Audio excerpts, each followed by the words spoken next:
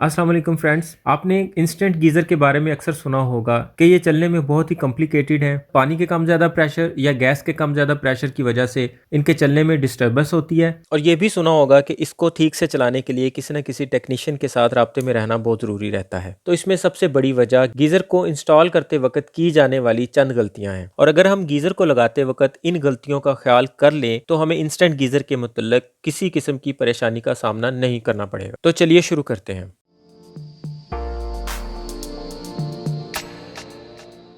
Number 1 पर geyser को लगाते वक्त उसकी जगह का इंतखाब करना बहुत ज़रूरी है। जिस जगह पर हमें गर्म पानी चाहिए, हमें उससे कम फासले पर गीज़र को इंस्टॉल करना है ताकि गर्म पानी फ़ौरन से उस जगह तक पहुंच सके।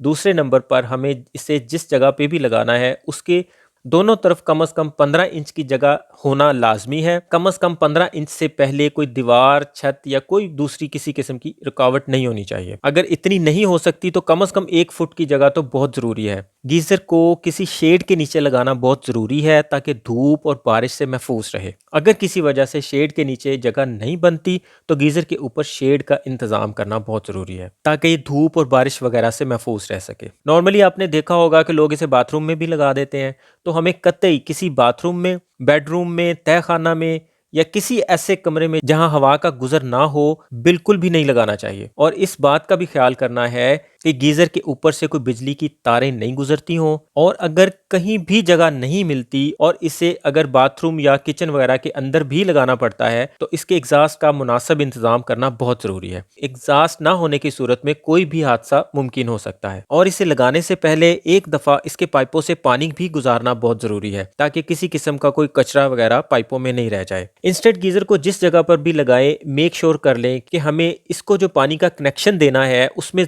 कम से कम बेंड हो, जिसकी वजह से पानी के प्रेशर में कमी हो सकती है। टी कॉक से गीज़र तक का कनेक्शन इसके साथ दिए गए स्टील के पाइप से ही करें, और कनेक्शन करते वक्त कोशिश करें कि इनके अंदर बेंड कम से कम हो ताकि पानी के बहाव में कोई रुकावट पैदा ना हो। और कोशिश करें कि इसको वाटर टैंक से डायरेक्ट कनेक्शन दें, इससे पानी का प्रेशर भी बेहतर हो जाएगा और गीज़र अच्छे से काम करेगा। लेकिन इसका कनेक्शन वाटर पंप से हरगिज़ नहीं करें। और फिटिंग करते वक्त हैंडल वाल्व को वाटर इनलेट और गैस इनलेट पर लाजमी लगाएं। इससे ये होगा कि आप गीज़र को जब भी मरम्मत या सर्विस वगैरह के लिए उतारना चाहेंगे तो गैस और पानी के वाल्व को बंद करके इजीली उतार पाएंगे। और गैस वाल्व को फिट करने के बाद गैस वाल्व को खोल के साबुन की झाग बनाकर आप उसकी लीक लाजमी चेक करें। माचिस या आग से कभी भी लीक चेक नहीं करें। और गीज़र को दीवार पर लगाते हुए इस बात का लाजमी ख्याल रख लें कि आप उसे इतनी हाइट पर लगाएं कि इसे बासानी लगे हुए को भी आप चेक कर सकें, इसकी सर्विस कर सकें। अक्सर प्लम्बर हजरात पानी के प्रेशर को बढ़ाने के लिए ये जाली को निकाल देते हैं,